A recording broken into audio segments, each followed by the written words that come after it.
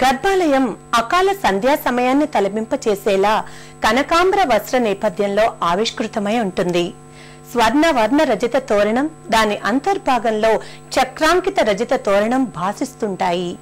ఈ తోరణ మధ్య భాగంలో నాగపడగ గొడుగు క్రింద రత్న ఖచ్చిత తిరునామ కర్ణాభరణాలతో అరుణ వస్త్ర శోభతో భక్తుల్ని కటాక్షిస్తూ శ్రీరామచంద్రుడు గోచరిస్తాడు.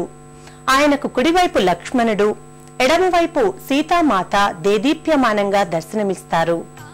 గర్భాలయంలో అకాల సంధ్యా సమయ దృశ్యాన్ని ఆవిష్కరిస్తున్న కనకాంబర వస్త్ర నేపథ్యంగా శంఖ చక్రాంకిత స్వర్ణ తోరణం, దాని అంతర్భాగంలో రజత తోరణాలు భాసిస్తూ ఉంటాయి. ఈ తోరణాల మధ్య నాగసర్ప పడగ క్రింద స్వర్ణ కిరీట, కర్ణాభరణ, రత్న ఖచ్చిత తిరునామాలంకృతంగా రామ లక్ష్మణ సీతాంజనేయ ప్రతిమలు పట్టు పుట్టాలతో శోభిస్తూ ఉంటాయి. ఈ విగ్రహాల క్రింద ముందు భాగంలో అరుణ మాలాలంకృతంగా వర్ణ రంజిత వస్త్ర శోభతో ఆ దేవతా ఉత్సవమూర్తులు ప్రభాసిస్తూ ఉంటాయి. ఈ ఆలయంలోని శ్రీరామాది విగ్రహాలు భద్రాచలంలోని రామచంద్రుని తలపించే విధంగా ఉన్నాయి.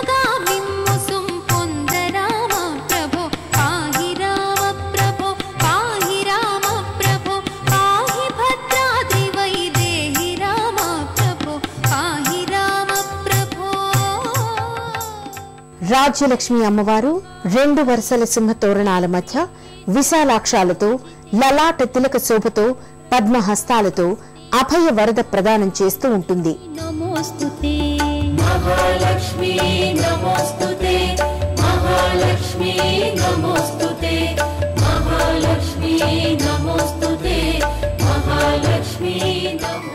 ఈ ఆలయంలోని రాజలక్ష్మి అమ్మవారికి దసరా, నవరాత్రులు, శ్రావణ మాస పూజలు జరుగుతాయి. పూజితే శంఖ చక్ర గదాహస్తే మహాలక్ష్మి నమోస్తుతే మహాలక్ష్మి నమోస్తుతే మహాలక్ష్మి నమోస్తుతే మహాలక్ష్మి నమోస్తుతే మహాలక్ష్మి నమోస్తుతే. నమస్తేస్తు మహామాయే శ్రీపీఠే సురపూజితే శంఖ చక్ర గదాహస్తే మహాలక్ష్మి నమోస్తుతే.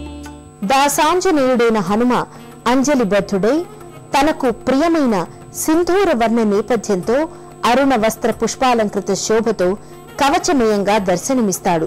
క్షేత్ర పాలకుడై ఆశీర్వదిస్తాడు.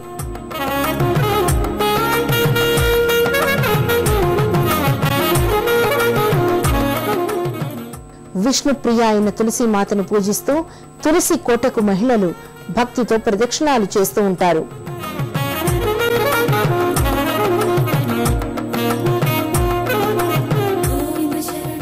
ఈ జంట ఆలయాల్లో జరిగే హోమాలు, గోపూజలు, ఆరాధనలు, అర్చనలు భక్త బృందాల మానసాల్లో ఒక ఆధ్యాత్మిక శక్తిని పెంపొందిస్తాయనడంలో అతిశయోక్తి లేదు.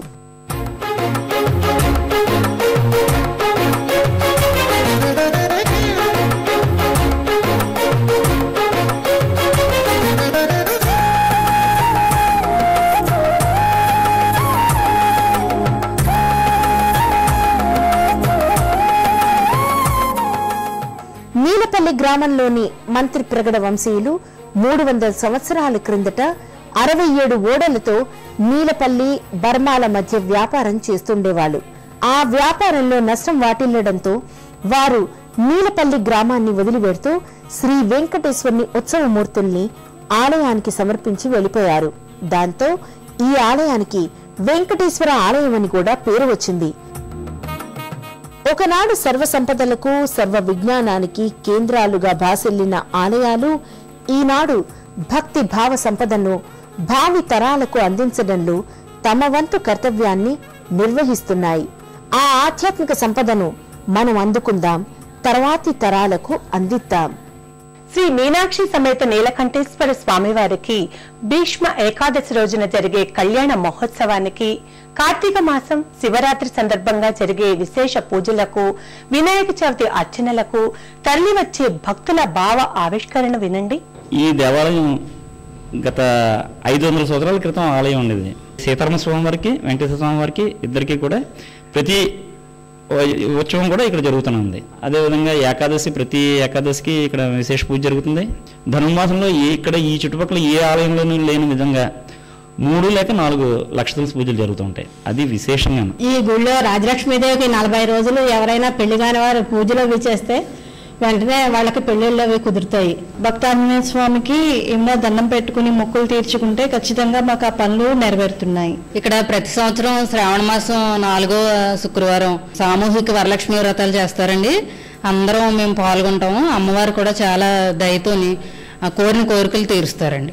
ఈ 2 ఆలయాలలో వెలిసిన శైవ వైష్ణవ దేవీ దేవతలు తమ ఉత్సవాలలో, అర్చనలలో పాలు పంచుకునే భక్తుల మనోభీష్టాలను తీర్చుతూ సందర్శకులను తమ కటాక్ష వీక్షణాలతో కరుణిస్తుంటారు.